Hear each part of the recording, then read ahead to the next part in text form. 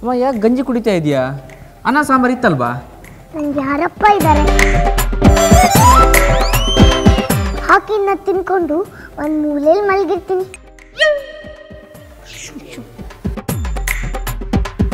ಏಯ್ ಏನು ಪೊಗರ ನಿಂಗೆ? ಅಮ್ಮನಿಗೆ ಅನ್ನ ಸಾಂಬಾರು ಹಾಕೊಡಕ್ಕೆ ನಿಂಗೆ ನಿಮ್ಮ ಅಪ್ಪನ ಮನೆ ಗಂಟು ಹೋಗುತ್ತಾ? ಅಲ್ಲ ರೀ, ನನ್ನ ಮಾತು ಸ್ವಲ್ಪ ಕೇಳಿ. ಸುಮ್ಮನೆ ಏನೇ ಕೇಳೋದು?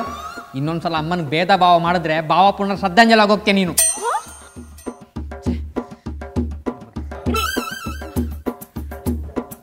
ನನ್ನ ನೀನು ಗೆಲ್ಲಲಾರೆ ಕುಣಿದು ಕುಣಿದು ಚೆಲುವೆ ತಕಿ.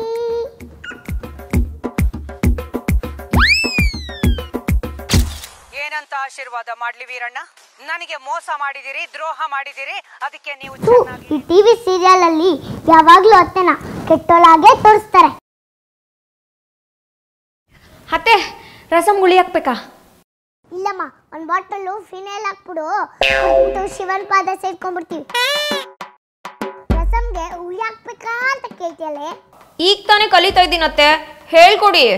ನಾನೇ ನಡ್ಗೆ ಟ್ರೈನಿಂಗ್ ಸ್ಕೂಲ್ ಮಾಡಿಸ್ತಾ ಇದ್ದೀನ, ಮನೆಯಲ್ಲ ಕಲ್ಕೊಂಡ್ ಮಾಡ್ಬೇಕು ತಾನೆ. ಗಂಡನ ಹತ್ರ ಅತ್ತೆ ಬಗ್ಗೆ ಹೆಂಚಾಡಿ ಹೇಳೋದು, ಗಂಡನ ಹೆಂಗ್ ಬುಟ್ಟಿಗೆ ಹಾಕೊಳ್ಳೋದು, ಇದೆಲ್ಲ ಕಲ್ತ್ಕೊಂಡ್ ಬರ್ತೀರಾ? ಇರೋದು ಹೇಳಿದ್ರೆ ಉಡ್ದು ಬಿಡ್ತೀವಿ. ಚೆನ್ನಾಗಿರಿ ಅಂತ ಆಶೀರ್ವಾದ ಮಾಡ್ಲಾ?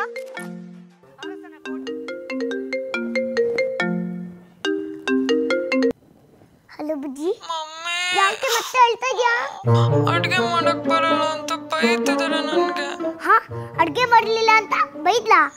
ಏನೋ ಬಂದಿದೆ ನಿಮ್ಮ ಹತ್ರ ರೋಗ. ನಮ್ಮ ಮನೆಯಲ್ಲಿ ರಾಣಿ ತರ ಸಾಕಿದ್ದಾರೆ, ಅಡ್ಗೆ ಮನೆ ಯಾವ ಕಡೆ ಇದೆ ಅಂತಾನೆ ಗೊತ್ತಿಲ್ಲ ಅಂತ ಹೇಳು. ಸಾರಿ ಮಮ್ಮಿ. ನಿನ್ ಗಂಡನ್ ಚೆನ್ನಾಗಿ ದಬಾಯಿಸೆ. ಆಯ್ತು. ಪಾಪ ನೀನಿನ್ನು ಅಡ್ಗೆ ಕಲಿತಾ ಇದ್ಯಾ, ಹೇಳ್ಕೊಡಕ್ಕೆ ಏನೇ ಬಂದಿರೋದು ನಿಮ್ಮತ್ತೆ ಪಿಂಡ.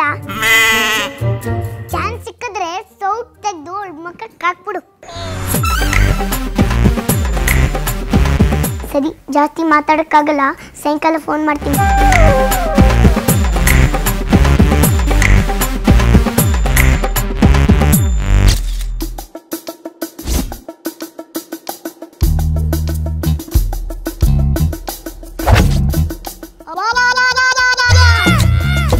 ಏನೇನಿಂದ ಅವತಾರ?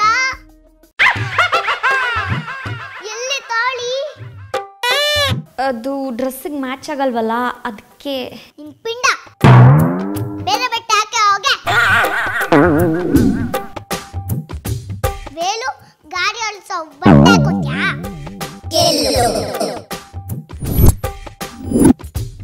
ಹಣೆಯಲ್ಲಿ ಬಿಂದಿ, ದಾರಿಲಿ ನಿಮ್ಮ ಅಪ್ಪ ಇರ್ತಾರ?